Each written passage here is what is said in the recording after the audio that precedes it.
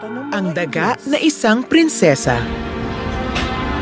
Noon, may isang magsasaka. Nakatira siya sa nayon kasama ang kanyang 3 anak na lalaki. Lahat sila ay gwapo at matipuno. Pinagmamalaki niya ang kanyang mga anak. Minsan, naisip niyang panahon na para mag-asawa sila. Mga anak, nasa tamang edad na kayo para magpakasal. Gusto kong humanap kayo ng inyong mapapangasawa.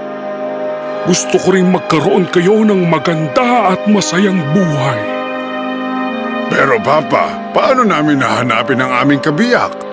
Oo nga, Papa. Mahirap humanap na mapapangasawa ng kami lang. Susundin kita, Papa. Pero kailangan namin ng tulong mo. Aba, syempre naman! Meron tayong kagawian sa ating pamilya sa paghahanap ng mapapangasawa at dapat kayong sumunod. Kumuha kayo ng palakol at pumutol ng puno sa ating hardin. Kung saan bumagsak ang puno, sundin nyo lamang ang direksyon para mahanap ninyo ang inyong kabiyak. Ngunit bago kayo pumutol ng puno, kailangang magtanim muna kayo at ipangako ninyong aalagaan nyo ito ng mabuti. Opo, Papa. Papa, bakit ba namin ginagawa ito? Ang magtanim bago pumutol ng isang puno. Dahil napakahalaga ng puno sa buhay natin, hindi lang dapat natin sila putulin. Kailangan din natin magtanim ng marami pang puno. Sumunod sila sa utos ng kanilang ama.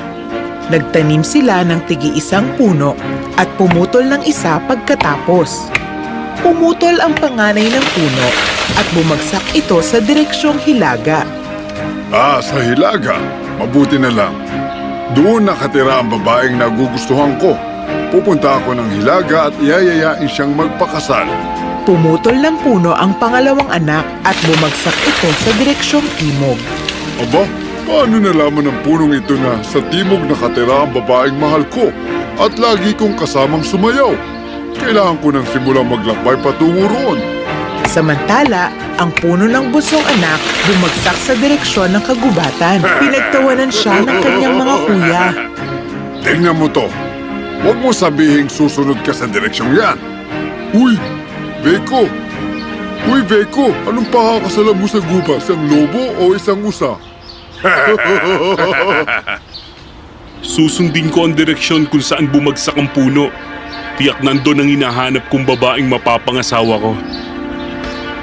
At nagsimula ng maglakbay ang 3 magkakapatid. Nagtungo ang panganay sa babaeng tagahilaga at hiningi niya ang kamay nito sa matrimonya. Agad naman itong tinanggap ng dalaga. Ang ikalawa naman, pumunta sa timog at niyaya ang nobyang magpakasal. Binigay naman ng dalaga ang kanyang matamis na oo. Si Veko naman, nagpunta sa kagubatan at mahaba ang kanyang nilakbay. Ngunit wala siyang nakitang tao. Nakaramdam siya ng pagod at pagkabigo. Kaya, humanap siya ng masisilungan at may nakitang maliit na kubo sa gubat. Nagulat si Veko nang makita ang kubo. Pumasok siya dito ngunit wala siyang nakitang tao maliban na lamang sa isang maliit na daga. Oh, wala palang nakatira dito? Anong wala? Anong tawag mo sa akin? Isa ka namang daga eh. Walang taong nakatira dito? Ano bang ginagawa mo sa gubat? Hinahanap ko ang aking magiging asawa. Dito sa gubat? At sa tingin mo dito mo makikita ang babaeng pakakasalan mo? Mukhang hindi, pero gagawin ko ang aking makakaya. Mali mo naman. Pero nag-aalala ako dahil wala namang tao dito. Nakakahiya naman kung uuwi ako na walang mapapangasawa. Walang babae sa gubat na ito. Bakit hindi na lang ako ang gawin mong kasintahan? Isa kang daga. Paano naman tayo magiging magkasintahan? Magtiwala ka. Kahit isa lang akong daga, mamahalin kita at magiging tapat ako sa'yo. Oo nga, pero... Kinumbinsi ng daga si Veko. Sumayaw siya para sa binata at kumanta ng isang magandang awit. Naaliw naman ang pagod na si Veko sa bagong kaibigang daga. Matapos umawit at sumayaw, hinintay ng daga ang pasya ni Veko. Hinintay niya ito ng buong puso. Napaniwala mo ko. Ikaw ang aking magiging kasintahan. Tuwang-tuwa ang daga sa naging pasya ni Veko. Nangako siyang hihintayin ng binata hanggang sa pagbalik nito. At umuwi na ang tatlong magkakapatid. Kamusta mga anak? Nahanap niyo ba ang inyong kabiyak? May nahanap akong napakagandang babaeng mapapangasawa. Mapupula ang kanyang mga labi. Maganda rin ang aking mapapangasawa. Meron siyang mahaba at kulay gintong buhok. Ano nangyari, Veiko? Siguro yung mapapangasawa mo ay may matatalas na ngipin at mahabang tainga. Pwede ba? Huwag niyo siyang pagtawanan. Isa siyang mabait at marikit na nilalang. At maganda ang kanyang kasuotan. Marahil isa siyang prinsesa. Oo, at napakasaya ko sa tuwing umaawit siya para sa akin.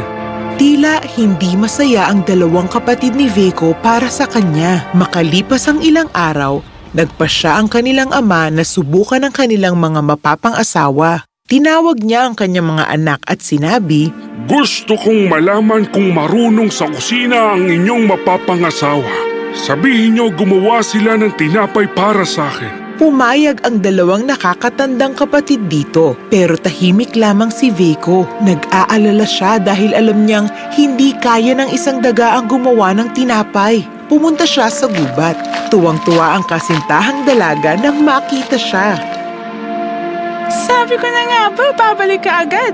Anong nangyari? Parang balisa ka.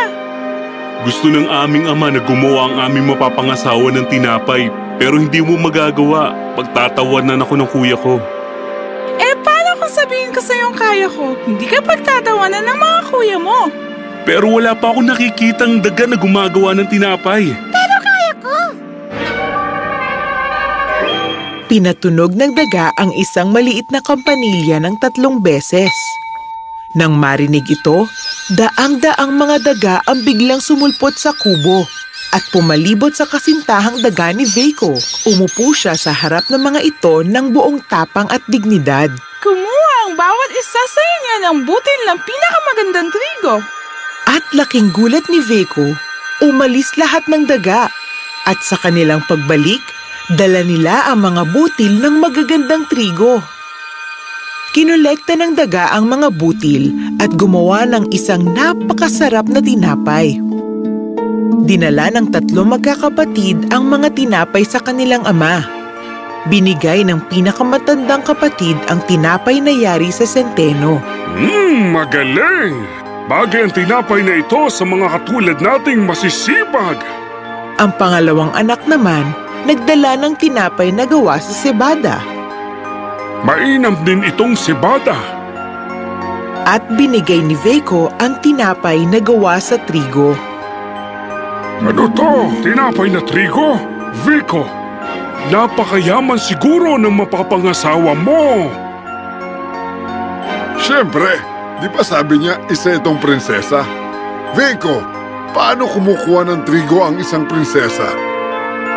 Pinatutunog niya ang kampanilya ng 3 beses at ibinibigay ng mga alalay ang gusto niya. Masaya ako sa mga mapapangasawa niyong 3. Masarap ang ginagawa nilang tinapay. Pero bago niyo sila dalhin dito, gusto kong maghabi sila ng isang bagay para sa akin. Magaling maghabi ang mapapangasawa ko. Sa akin din. Hindi na naman sumagot si Veiko dahil alam niyang hindi kayang maghabi ng isang daga. Bumalik siya sa kubo sa kagubatan. Naramdaman ng daga ang pag-aalala ni Veiko kaya tinanong niya ito kung bakit. Alam kong hindi mo kaya yon. Wala namang daga na naghahabi. Kaya mo ba? Siyempre naman! Lahat kayang gawin ng kasintahan ni Veiko para sa kanya.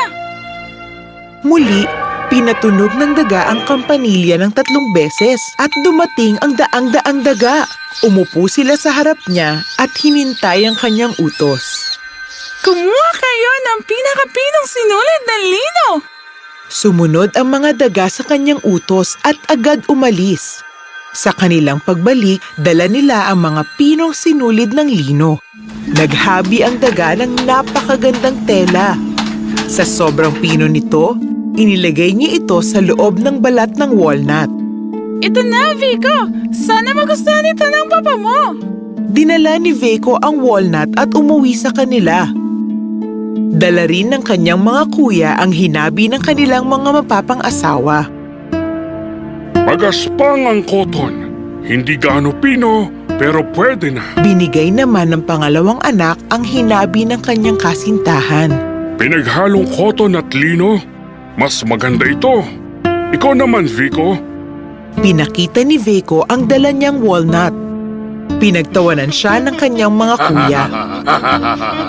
Ang sabi ni Papa, maghabi ng tela, hindi ng mani. Nahinto sila sa pagtawa nang buksan ng kanilang ama ang walnut. Kinuha niya sa loob nito ang napakapinong habi ng tela. Wow! Paano niyo nagawa ito? Pinatutunog niya ang kanyang kampanilya ng 3 beses sa kanya hinabi ang mga telang ito para sa'yo. Vico, mukhang tunay na prinsesa ang kasintahan mo. Maari niyo nang dalhin dito ang inyong mapapangasawa. Nais ko silang makilala, dalhin niyo sila bukas. Tuwang-tuwa ang daga nang malaman niya ang tungkol dito. Nagsuot siya ng magandang damit, pinatunog ang kampanilya, at nagpadala ng isang karwahe at 5 kutsero. Dumating ang karwaheng gawa sa walnut at 5 dagang nagsilbing kutsero. Nagulat si Veiko sa kanyang nakita. Sumakay ang daga sa karwahe kasama ang isang alalay sa harap at isa pa sa likod naman ng karwahe at naglakbay sila patungo sa tahanan ni Veiko. Naglalakad si Veiko sa tabi ng karwahe. Huwag kang mag-alala. Maalagaan kita. Huwag kang mag-alala kay Papa. Mabuti ang kanyang kalooban. Sa kanilang paglalakad, nakarating sila sa isang bayan.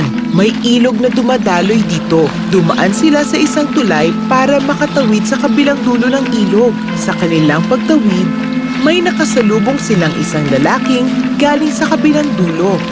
Nang nakita ng lalaki ang mga daga, tumawa lang siya at sinipa ang mga ito papunta sa ilog. Anong ginawa mo? Bakit mo sila sinipa? Hinulog mo ang aking kasintahan sa ilog. Yung kasintahan mo, yung daga? Natawa lamang ang lalaki at patuloy na umalis. Nalungkot si Veiko sa nangyari sa mga daga. Tumanaw siya sa ilog, ngunit hindi niya na makita ang mga ito. O mahal kong kasintahan, lubos akong nalulungkot sa iyong sinapit. Pagkatapos, lumingon si Veiko at nakita ang isang magandang karwaheng nakahinto sa kabilang dulo ng ilog. Meron itong 5 makikintab na kabayo. Nakaupo sa loob ang pinakamagandang babaeng nakita niya. Tuwang-tuwa si Veiko sa kanyang mga nakita. Nagpatuloy siya sa paglalakbay. Paglapit niya sa karwahe, Vico, dito ka na umupo sa tabi ko. Ako? Tinanggap mo ako bilang isang kasintahan kahit na isa akong daga. At alam kong hindi mo ako iiwan ngayong prinsesa na ako. Ikaw ba yung daga? Oo, isa akong prinsesa na nasa ilalim ng isang sumpa. Hindi yun mababali kung hindi mo ako tinanggap bilang kasintahan. At kung hindi mo kami nilunod ng lalaking iyon sa ilog, ngayon wala na ang sumpa. Pwede ko nang makilala ang iyong ama, magpakasal sa iyo at bumalik sa aking kaharian. at naglakbay sila patungo sa bahay ni Veiko. Manghang-mangha ang kanyang mga kuya, pati ang kanyang ama nang makitang isang tunay na prinsesa ang kanyang kasintahan. Papa, siya po ang aking kasintahan. Ang iyong kasintahan ay tunay ng prinsesa. Sabihin mo, saan mo siya nakilala? Doon po sa kagubatan kung saan tinuro ako ng pinutol kong puno. Ang punong pinutol mo? Sabi ko na nga ay yun ang pinakamagandang paraan para makahanap ng inyong mapapangasawa. Kung sa gubat din tayo tinuro ng ating puno, marahil isang prinsesa rin ang aming mapapakasalan. Ngunit nagkamali sila. Nakilala ni Veiko ang prinsesa dahil sa mabuti niyang kalooban, kahit sa isang munting daga. Binasbasan sila ng kanyang ama at nagpakasal sila. Masaya siya dahil nanatili silang mabuti at tapat sa isa't isa. At tunay ang kanilang pagmamahalan.